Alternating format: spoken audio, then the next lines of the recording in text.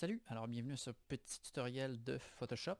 On va commencer par ouvrir le fichier que je vous ai donné. Pour l'instant, je suis à la version 4. Peut-être que sur Moodle, ça sera rendu à une autre version. Le fichier est directement disponible dans la section du scénario-image. Donc, si vous allez sur le site du cours, vous allez dans le devoir scénario-image et il est téléchargeable parmi les fichiers. En l'ouvrant, vous débarquez sur la première page qui est affichée dans vos couches, dans vos layers. Et vous voyez donc le numéro de la page qui est associé. Et si on vient ouvrir le dossier de couche, vous voyez toutes les informations qui sont relatives à cette page spécifique-là. Donc, il y a le numéro de la page qui est verrouillé parce que bon, ça ne changera pas pour personne. Et vous avez la liste des scènes et plans qui vont comme suit, donc 1, 2, 3, 4, 5, 6 en suivant l'ordre chronologique. Et ça, c'est par page. Donc, quand vous aurez vos numéros de scènes et de plans consécutifs, vous saurez les changer. Bon, évidemment, pour la page 1, le premier plan sera le premier plan, première scène. Donc, on vient double-cliquer sur cette icône-là et ça nous ouvre l'éditeur de texte. On peut dire, parfait, c'est la scène 1. Fait la même chose pour le plan. Donc, boom. On peut soit appuyer sur Enter quand on a terminé d'éditer ou venir cocher cette petite icône ici au haut de l'écran. Donc, scène 1, plan 1, vous allez changer ça un peu dynamiquement parce que peut-être que je vais passer tout de suite à la scène 2 au plan 1 pour ma deuxième case. Donc, à partir de ce moment-là, ça sera à vous de voir ça. Donc, on a les différentes pages. Vous voyez, en changeant l'affichage, donc en cliquant sur le petit œil, je viens changer l'affichage de mes dossiers de couches, donc de layers. Et ce faisant, je viens changer les informations puisque dans chaque dossier, il y aura des informations par rapport à ce qu'il y a dans la page qui change. Pour tout ce qui ne change pas, ça se retrouve dans le dossier statique. Donc, il y a les informations, par exemple, du projet. C'est la seule information que vous allez venir modifier sur le fond, donc sur ce qui est statique. Vous allez peut-être venir dire, bon, ben moi, j'ai le projet Toxic, par exemple. Donc, peu importe, vous donnez un petit nom. Et pour le reste, bon, ça reste statique puisque c'est la ligne qui vient souligner ça, le petit projet, ainsi que le petit P qui vient constituer le numéro de page. Donc, tout ça, ça va rester d'une page à l'autre. À l'intérieur d'un dossier de page, vous allez trouver tous ces identifiants de scène et de plan, mais surtout la couche de dessin. Pour pouvoir dessiner dans Photoshop, il y a évidemment une myriade de possibilités quant aux différentes brosses qu'on va pouvoir utiliser. Mais dans le cas de ce cours-ci, ça va plutôt être simple et ce qu'on va faire, c'est aller se centrer sur une des cases en utilisant les raccourcis, donc CTRL, barre d'espacement, ça fait apparaître la petite loupe, et en appuyant avec le clic gauche de la souris, on va pouvoir, en allant vers la droite, zoomer, et en allant vers la gauche, dézoomer. Donc, ça prend une petite habituation, mais rapidement on s'y retrouve, et lorsqu'on est un petit peu plus zoomé, si on continue d'appuyer sur la barre d'espacement, on peut se déplacer toujours avec les clics gauche de la souris. C'est vraiment des raccourcis qui sont fondamentaux à Photoshop, donc je vous suggère fortement de vous y habituer tout de suite. Autrement, il y a quand même ces outils-là qui sont disponibles sur le côté, donc la petite main pour venir se déplacer et la petite loupe pour pouvoir zoomer.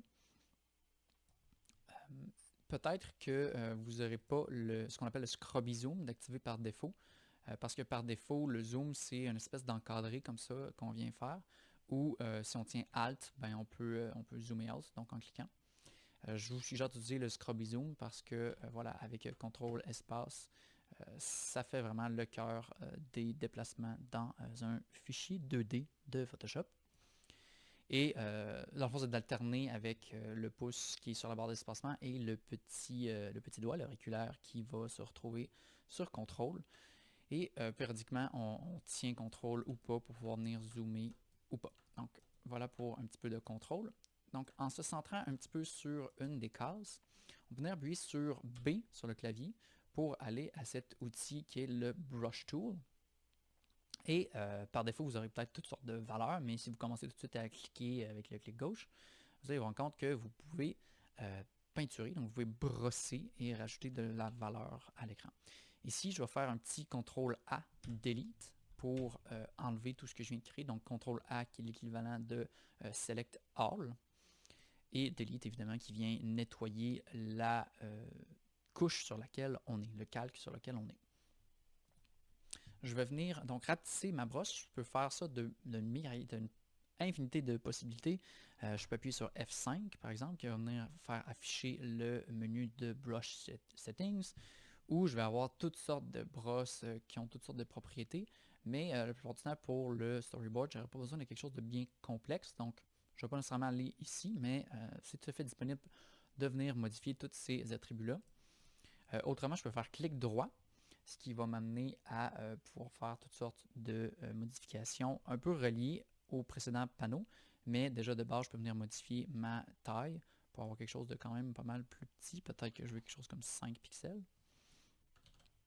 Et là, je peux venir faire des lignes qui ont un petit peu plus de sens. Je peux également modifier le hardness, donc la dureté de la brosse. Et si je viens le mettre dans le fond versus pas du tout, on voit cette qualité-là qui est très molle ou très dure au niveau du trait. Donc, ce que je viens de faire, c'est le petit raccourci clavier.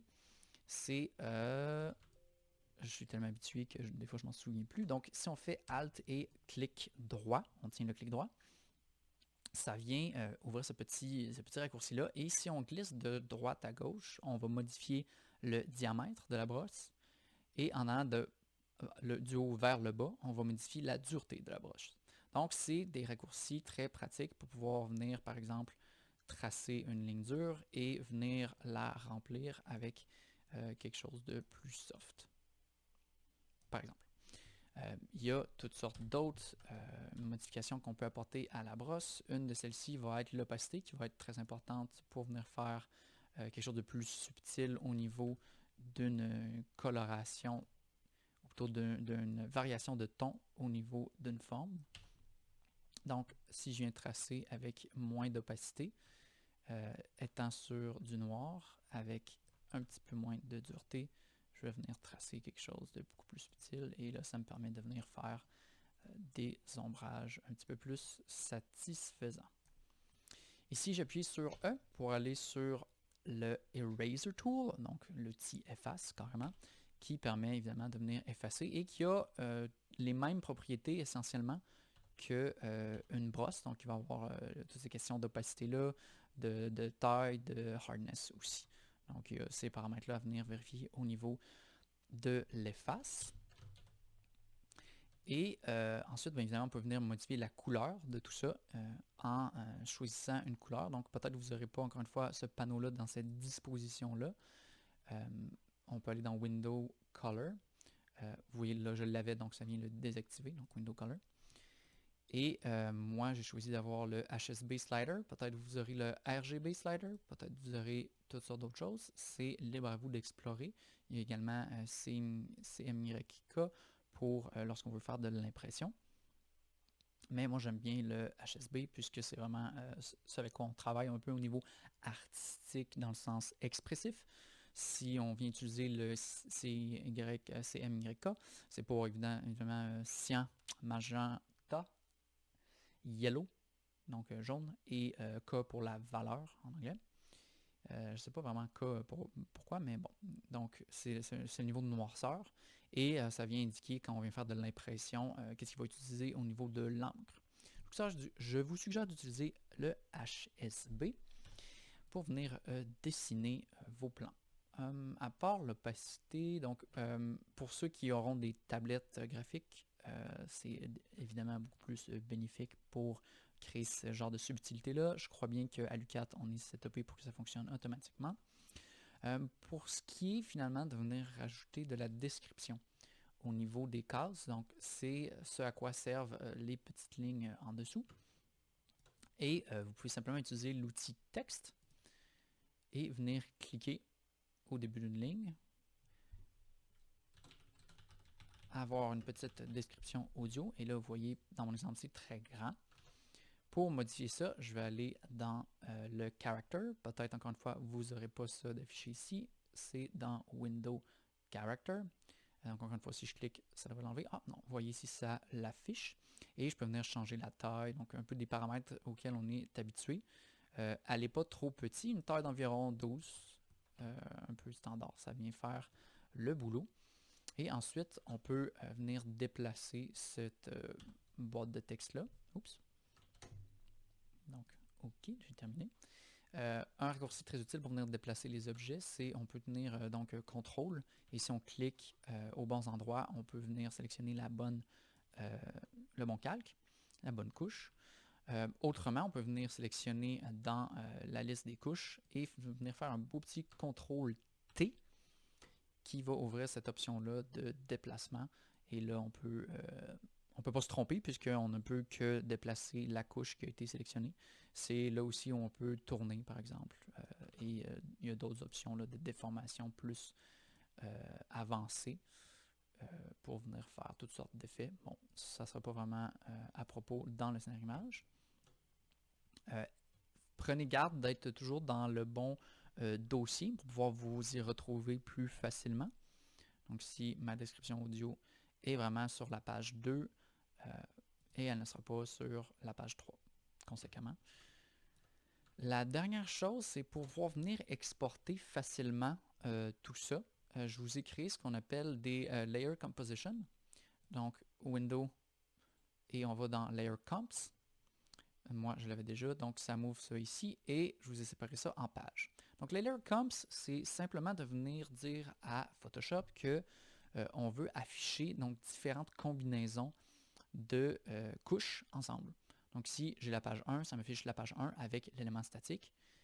Et progressivement, ben, c'est ce qui se répète et vous voyez que conséquemment, ça change aussi l'affichage. Bon, ici, je n'ai pas vraiment de dessin pour venir démontrer, mais ça sera plus évident quand vous rajouterez des dessins. Et progressivement, donc voilà, ça me fait toutes les pages. Pour venir exporter, c'est très simple. On fait Fichier et on fait Exporter Layer Comps to PDF. Et ça va vous créer un seul PDF avec toutes les Layer Comps, donc chacune des pages, dans un seul PDF. On peut décocher l'option Slideshow parce qu'on ne veut pas faire une espèce de présentation de diapositive. Et ensuite, on vient simplement sélectionner où est-ce qu'on veut exporter ça. On le nomme. Et on fait Run, et normalement, ça devrait tout bien exporter. Donc, je l'ai testé pour faire sûr précédemment. Voilà. La dernière petite chose peut-être à savoir, c'est que cette couche-là, pour les dessins, elle a donc une protection, elle a un masque vectoriel, pas vectoriel, elle a un masque donc d'affichage qui s'affiche ici. Donc, j'ai été voir directement le masque, et vous voyez que c'est blanc uniquement dans les cases pour les dessins. C'est tout simple, ça vous empêche comme de déborder, mais ça fait aussi en sorte que tous les dessins sont sur un seul calque. Peut-être que c'est pas ça que vous voudrez faire. Vous pourrez à ce moment-là simplement créer progressivement des nouvelles couches en utilisant le bouton en bas à droite ici pour créer des nouvelles couches. Donc à ce moment-là, vous pourrez venir dessiner où il vous plaît. Si vous voulez toutefois conserver ce masque-là, vous pouvez soit dupliquer en faisant un clic droit, Duplicate Layer. Voilà. Donc, j'ai un autre layer et je peux venir faire d'autres dessins ailleurs. Ou encore, vous pouvez tenir contrôle et faire un clic gauche sur le masque et vous voyez que là, j'ai une sélection qui se fait à l'écran. Et lorsque vous sélectionnez un nouveau calque, vous pouvez ajouter ce masque-là, donc avec le Add Layer Mask, bouton en bas, et ça va créer cet effet-là. Donc, si par exemple, j'avais des dessins un peu partout, je sélectionne avec mon clic CTRL-clic gauche, je crée un masque et ça vient afficher uniquement à l'intérieur des zones qu'on a définies. Peut-être c'est plus judicieux pour vous de venir travailler chaque case indépendamment sur des couches différentes pour pouvoir potentiellement, par exemple, les déplacer dans une perspective où vous dites « Ah, finalement, cette case-là, ben, je voudrais qu'elle soit finalement dans un autre plan », ce qui risque potentiellement d'arriver. Autrement, on dessine allègrement. Et pour le reste, demandez à vos camarades de classe, mais évidemment aussi à moi, lors de la présence en cours ou en courriel. Évidemment, il y aura toujours des ressources à peu près infinies sur Internet pour complémenter votre formation Photoshop. Ceci n'est qu'une brève, très brève introduction que pour remplir les besoins du scénario image.